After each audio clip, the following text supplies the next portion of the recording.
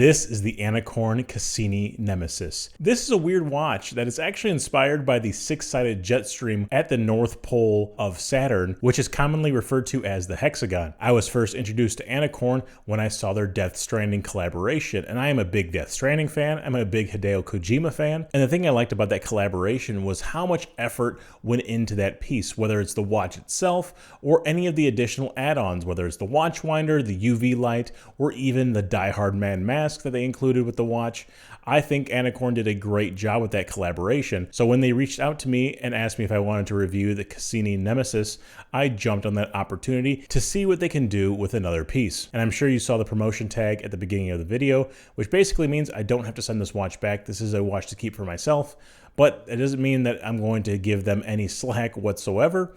I'm going to give you guys my full, unbiased opinion, both positives and negatives. But before we get started with the video, please hit the like and subscribe buttons down below. It really does help the channel. All right, let's flip the camera and get into the specs. We have a case diameter of 42.2 millimeters that is measuring from the 9 o'clock to the 3 o'clock position.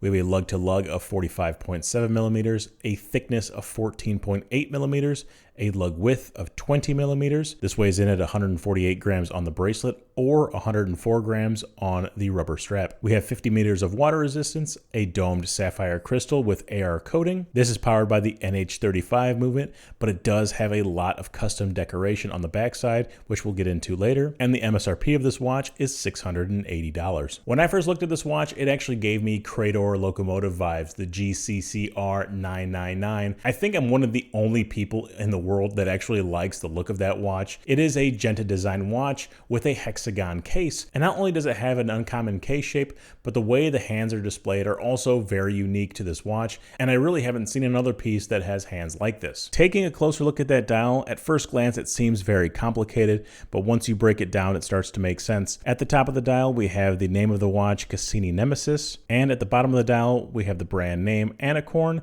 automatic, and water resistant of 50 meters. The location and speed of the jet stream itself is at the 9 o'clock position, and the dimensions of the jet stream, both width and height, are located at the 3 o'clock position. The hand stack is something very unique. We have a circular disc for the hour hand that moves along in an asymmetric pattern. We have a skeletonized minute hand, and at the center is a running seconds hexagon. And as you can see, as the hands rotate, it obscures most of the dial, so it puts a lot of focus on the hour, and running along the outside of the dial, we have a 60-minute chapter ring. Moving on to the case, everything is in a bead blasted finish. At the 4 o'clock, we have a hexagon push-pull crown. Moving down to the bracelet, and while we do have 20 millimeter lug openings, the bracelet does flare to 23.5 millimeters right at that first link, and then it tapers back down to 20 millimeters at the butterfly deploying clasp. This does come with a FKM rubber strap with Anicorn branding as well. And not to mention, the case and bracelet come with this anti-fingerprint PVD coating. So it has a very smooth texture on the outside, and it doesn't leave any sort of fingerprints. So you're always gonna have a clean looking watch no matter what. Moving down to the back of the watch, we do have an exhibition case back that is held down by 6 screws. The exhibition window does give you full view of the NH35-ATD. This is a refinished movement. Not only do the bridges and rotor come with a gunmetal color, but they do have custom Côte de Genève finishing and gold infilling, which to me is really cool because they took a basic NH35 movement and they put in all of these extra steps on the bridges, on the rotor, to make it look more premium and to make it one of their own. I really like the way the movement looks, especially under a macro lens, and since they added all the extra finishing, it makes sense to put in an exhibition case back. So now that we took a closer look, I'm going to go ahead and give you my pros and cons of this watch before I give you guys my final thoughts, and we'll start off with the cons, with the first con being how illegible this watch is. It's going to take you a second to read the time. While it does look futuristic and sci-fi, it is just not the easiest to read. My next con is going to be the crystal they used here. It is a single domed piece of sapphire